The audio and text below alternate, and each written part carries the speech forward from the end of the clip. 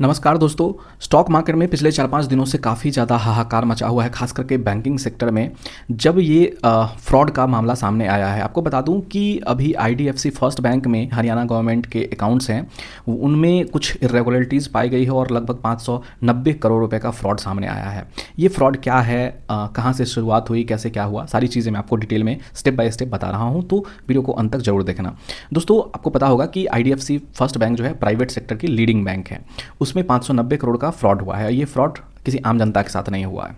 इसमें सबसे शॉकिंग बात यह है कि ये फ्रॉड को किसी ने एक्सपोज नहीं किया है, बल्कि ये अपने आप लोगों के सामने आया है। ये पूरा मामला तब शुरू हुआ जब हरियाणा गवर्नमेंट के किसी डिपार्टमेंट ने आईडीएफसी फर्स्ट बैंक को रिक्वेस्ट दिया कि उनका अकाउंट क्लोज कर दिया जाए और रिमेन फंड्स को ट्रांसफ़र कर दिया जाए।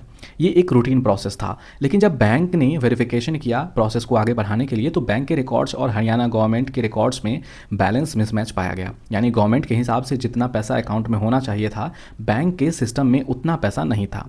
यहीं से बैंक के कर्मचारियों को संदेह हुआ और फिर इनिशियल मिसमैच मिलने के बाद बैंक ने डीपर इन्वेस्टिगेशन शुरू की। इन्वेस्टिगेशन में बैंक को पता चला कि यह सिर्फ एक अकाउंट का इशू नहीं था, बल्कि हरियाणा गवर्नमेंट से जुड़े कई मल्टीपल अकाउंट्स में इरेगुलरिटीज़ मिली। जब टोटल कैलकुलेशन की गई तो सस्पेक्टेड फ्रॉड अमाउंट लगभग 590 करोड़ रुपए तक पहुंच गए। ये fraud mainly IDFC first bank के चंडीगढ़ ब्रांच में हुआ। बैंक की इंटरनल इन्वेस्टिगेशन में ये सामने आया कि इस फ्रॉड में इंटरनल इन्वॉल्वमेंट हो सकता है। कुछ एम्प्लॉयज़ पर शक गया उन्होंने अनऑथराइज ट्रांजैक्शंस किए हैं, इंटरनल कंट्रोल बाईपास किए हैं और सिस्टम ओवरराइड्स का मिसयूज़ किया है। यानी यह एक्सटर्नल हैकिंग नहीं है, बल्कि इंटरनल फ्रॉड का मामला हो सकता है। अभी सारी चीज़ें सामने नहीं आई है। सिचुएशन की सीरियसनेस को देखते हुए आईडीएफसी फर्स्ट बैंक ने तुरंत एक्शन लिया। सबसे पहले बैंक ने अपने 4 कर्मचारियों को सस्पेंड किया। इसके अलावा आरबीआई को रिपोर्ट किया, लॉ इन्फोर्समेंट एजेंसीज को इन्फॉर्म किया और फॉरेंसिक इन्वेस्टिगेशन शुरू की।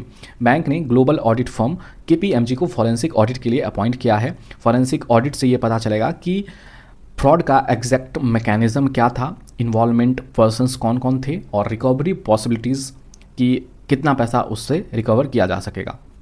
बैंक ने सस्पिशियस अकाउंट्स पर लियन मार्क किया है। इसके अलावा बैंक ने फंड रिकॉल प्रोसेस इनिशिएट किया ताकि फ्रॉडलेंटली ट्रांसफर्ड फंड्स को रिकवर किया जा सके। बैंक का कहना है कि रिकवरी, इंश्योरेंस और लीगल एक्शन के बाद एक्चुअल लॉस 590 करोड़ से कम भी हो सकता है, लेकिन मुझे ऐसा नहीं लग रहा है।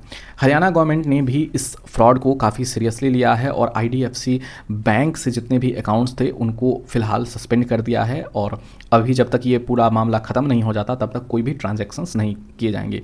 ये स्टेप इन्वेस्टिगेशन प्रोसेस को सिक्योर करने के लिए किया गया है। दोस्तों, फ्रॉड की न्यूज़ सामने आने के बाद स्टॉक मार्केट में काफ़ी इमीडिएट रिएक्शन देखने को मिला।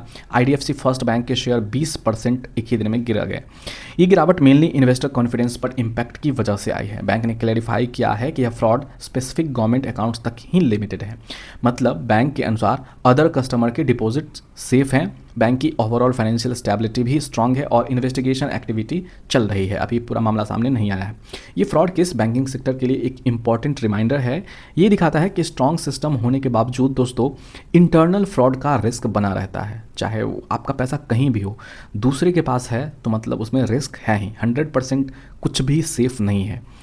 दोस्तों, इस फ्रॉड को अभी रिसेंट बैंकिंग हिस्ट्री के बिगेस्ट फ्रॉड केसेस में से एक कहा जा रहा है। अगर आपको इन्फॉर्मेशन बढ़िया लगा हो तो वीडियो को लाइक, शेयर और चैनल को सब्सक्राइब कर दीजिएगा।